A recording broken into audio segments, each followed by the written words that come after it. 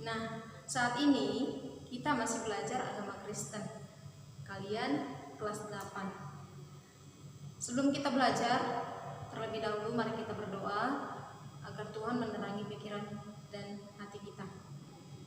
Bapa yang baik dalam surga, terima kasih Tuhan buat kebaikan-Mu pada pagi hari yang indah ini, di mana Engkau masih memberkati kami, memberikan kami nafas kehidupan sehingga kami dapat belajar hingga pada pagi hari yang indah ini.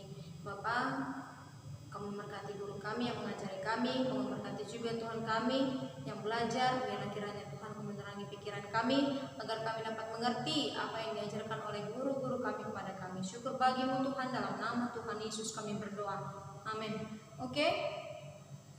Sebelum kita belajar, Miss tetap mengingatkan kalian atau tidak bosan-bosannya untuk mengingatkan kalian agar kalian selalu hidup bersih. Dan yang kedua, agar kalian tetap menjaga kesehatan dengan cara cukupkan vitamin, cukupkan olahraga, cukupkan istirahat. Lalu, jika kalian ingin keluar rumah dalam keadaan penting, kalian haruslah menggunakan masker. Lalu, hindari keramaian dan jangan panik terhadap pandemi COVID-19 saat ini. Oke, nah, saat ini kita akan belajar masih mengenai memilih untuk tidak berputus asa. Minggu lalu, Miss sudah menerangkan apa artinya putus asa. Putus asa dalam Kamus Besar Bahasa Indonesia, lebih tepatnya lagi, yaitu putus harapan. Putus harapan itu maksudnya seseorang, di mana seseorang yang tidak memiliki harapan lagi. Nah, sebelumnya juga kita sudah mempelajari apa itu arti harapan. Harapan itu adalah saw yang kuat, jiwa yang kuat, tidak terombang-ambing oleh apapun. Hanya dia berpegang satu pada keyakinan dengan iman tadi. Minggu yang sudah lalu kita sudah mempelajari tentang iman, tentang berpengharapan, dan kita saat ini mempelajari tentang memilih untuk tidak berputus asa. Oke, selanjutnya kita belajar buka buku kalian di halaman yang ke-19.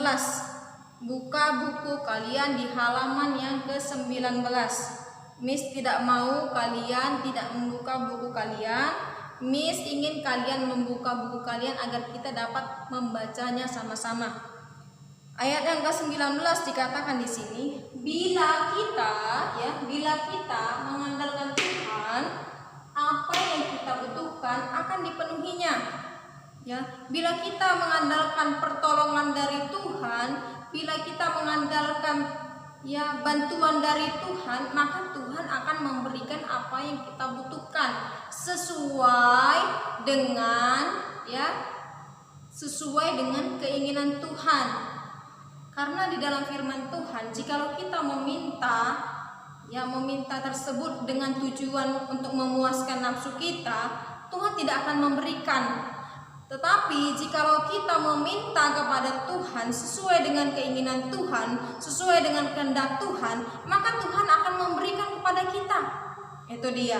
Nah, poin yang pertama yaitu hal yang kita butuhkan merupakan sesuatu yang kita perlukan untuk membuat kita semakin bertumbuh.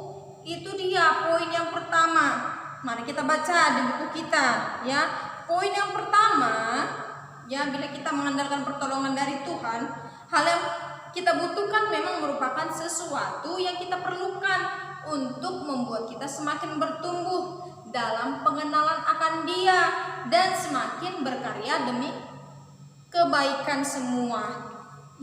Itu tadi Miss katakan, kalau kita meminta dengan tujuan untuk kita agar kita lebih dekat dengan Tuhan, maka Tuhan langsung memberikannya kepada kita. Tetapi jikalau kita meminta kepada Tuhan dengan memuaskan nafsu kita, dengan tujuannya untuk diri kita sendiri, Tuhan tidak memberikan itu, nakku. Itu dia di poin yang pertama. Dan di poin yang kedua, bila kita mengandalkan pertolongan Tuhan, Tuhan akan memberikan apa yang kita butuhkan. Poin yang kedua, mari kita baca buku kita halaman 19. Maka Allah pasti memberikan apa yang memang kita butuhkan untuk kebaikan kita dan orang-orang lain yang ada di dalam lingkungan kita. Nah, jadi saat kita bingung apa yang kita butuhkan, tidak kita dapatkan. Ingat bahwa Allah sangat mengasihi kita, dan karena itu Allah sangat memperhatikan kita. Mungkin saja jawaban Allah datang tidak secepat yang kita harapkan, tapi tetap datang pada waktu yang tepat menurut Allah, bukan menurut kita. Itu tadi Miss katakan, kalau kita meminta kepada Tuhan tujuannya untuk memuaskan diri kita atau tujuannya untuk diri kita sendiri, egois, maka Tuhan tidak akan memberikan. Nah, jika kita meminta seturut dengan kehendak Allah, maka Allah langsung memberikannya kepada kita. Nah, itu dia. Tuhan Yesus berkata kepada murid-muridnya di dalam Matius 7 ayat 9-11. Adakah seorang daripadamu yang memberi batu kepada anaknya jika ia meminta roti, atau memberi ular jika ia meminta ikan? Jadi, jika kamu yang jahat tahu memberi pemberian yang baik kepada anak-anakmu, apalagi Bapamu yang di sorga, ia akan memberikan yang baik kepada mereka yang meminta kepadanya. Nah, seperti kehidupan kita sehari-hari, kita meminta kepada Bapak kita, Pak, kalian masih SMP, Pak, belilah Pak mobil. Padahal kalian belum bisa mengendarai mobil. Nah, pasti seorang bapak memberikan yang terbaik. Pasti seorang bapak menasihati kamu kan belum bisa mengendarai mobil. Nanti jikalau kamu sudah pintar mengendarai mobil sendiri, ya, atau sudah dewasa, atau kamu sudah dewasa nanti, Papa akan memberikan mobil kepada kamu. Kamu kan masih remaja nak, masih labil. Nanti kalau kamu sudah dewasa ya nak, pasti Papa akan berikan mobil. Nah, jikalau papatnya tersebut memberikan mobil di saat kalian masih remaja, di saat kalian masih duduk di bangku SMP, maka hal yang tidak diinginkan akan terjadi, seperti kecelakaan. Ya, itu dia. Tuhan Yesus sendiri pun tahu memberikan yang terbaik bagi kita.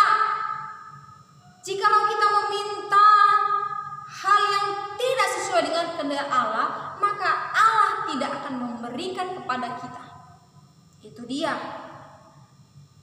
Ya, dikatakan di sini, jika kita meminta roti, apakah ya Allah memberikan ular kepada kita? Itu dia. Jika kita meminta kepada Bapak kita, Pak, untuk saat ini belikan handphone samaku gitu. Sekarang kan lagi belajar daring, online. Pasti Bapak kamu berikan, karena Bapak kamu melihat situasi dan kondisi saat ini yang sedang kamu jalani. Kamu belajar melalui online. Nah, itu dia. Bukan semua yang kita inginkan, bukan semua yang kita butuhkan itu diberikan Allah kepada kita.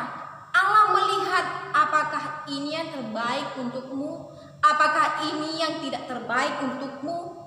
Nah, Allah tidak memberikan semua apa yang kita inginkan, tetapi Allah menyaring yang mana yang terbaik untukmu.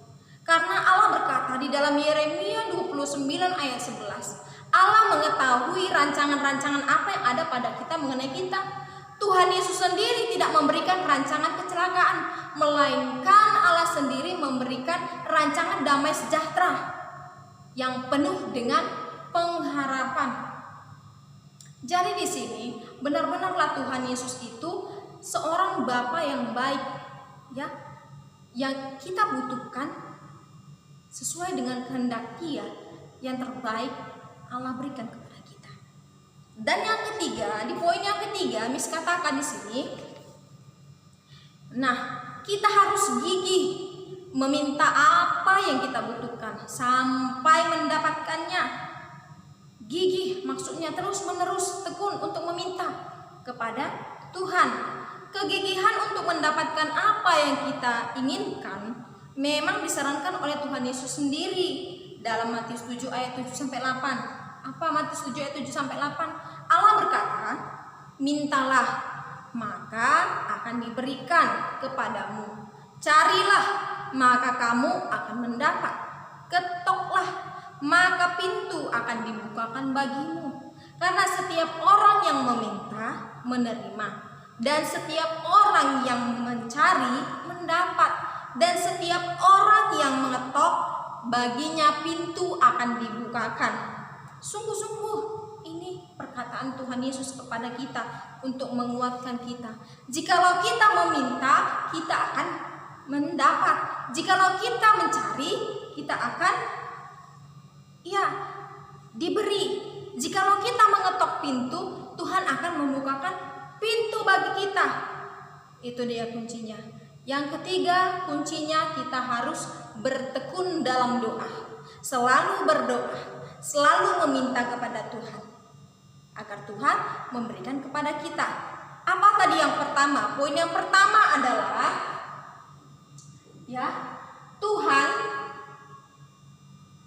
Tuhan pasti memberikan kepada kita. Tuhan pasti memberikan kepada kita apa yang kita butuhkan, tetapi sesuai dengan pertumbuhan kita. Apakah yang kita butuhkan ini semakin menjauhkan kita dari Tuhan atau semakin mendekatkan diri kita dari Tuhan? Itu poin yang pertama. Dan yang poin yang kedua, Allah pasti memberikan kepada kita untuk kebaikan lingkungan. Untuk kebaikan lingkungan. Yang kita minta ini baik enggak bagi sesama kita?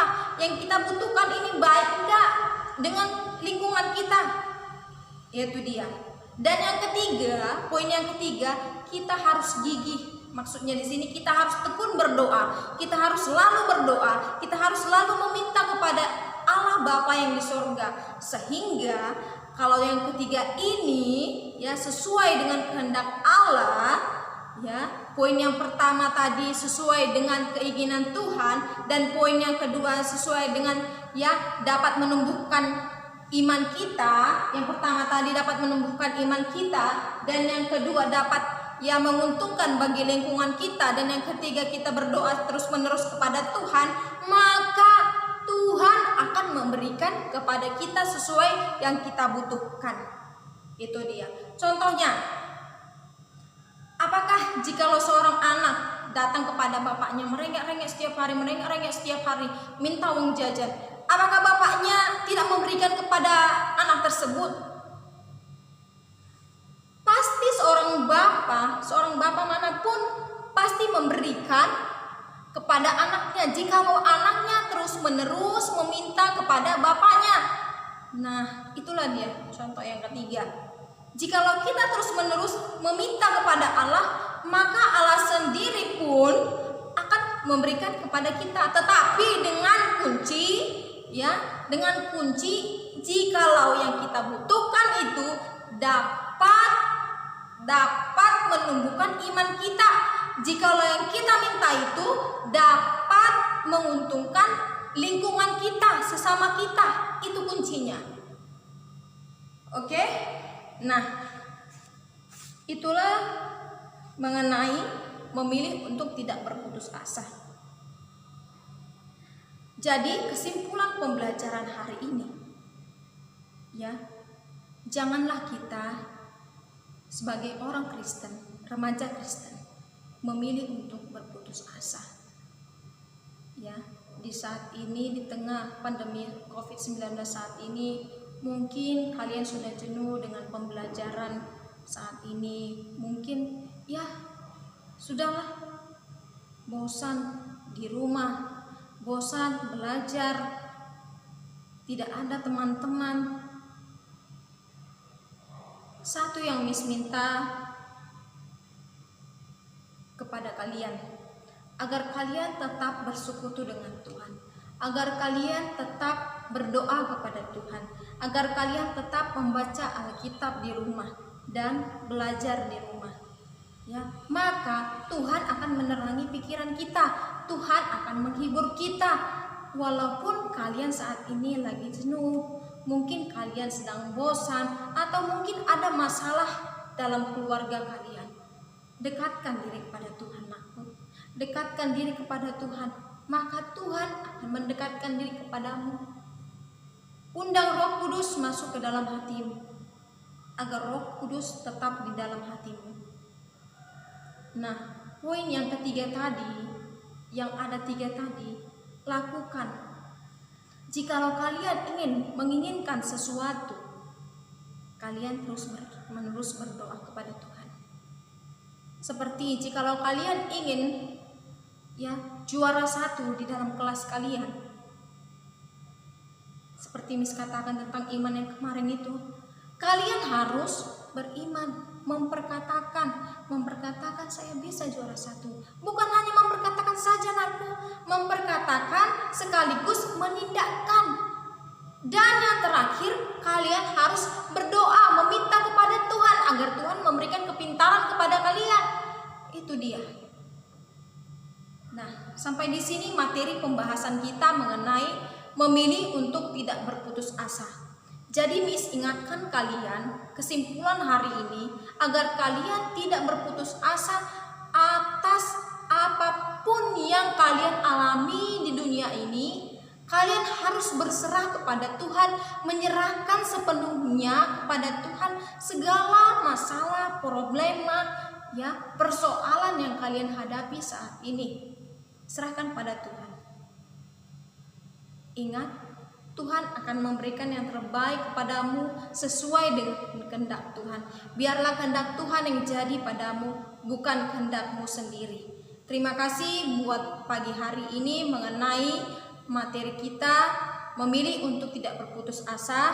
Apabila kalian kurang mengerti atau tidak mengerti dengan pembahasan atau materi saat ini, Miss harapkan agar kalian boleh bertanya di WA atau Google Classroom, dan Miss tetap ingatkan kalian di masa pandemi COVID-19 saat ini agar kalian tetap jaga kebersihan, jaga kesehatan tubuh kalian dengan cara apa? Cukupkan vitamin, cukupkan istirahat. Lalu apabila kalian keluar rumah dalam keadaan penting, gunakan masker. Hindari keramaian, jaga jarak 1 meter. Terima kasih, Tuhan Yesus memberkati. Selamat pagi.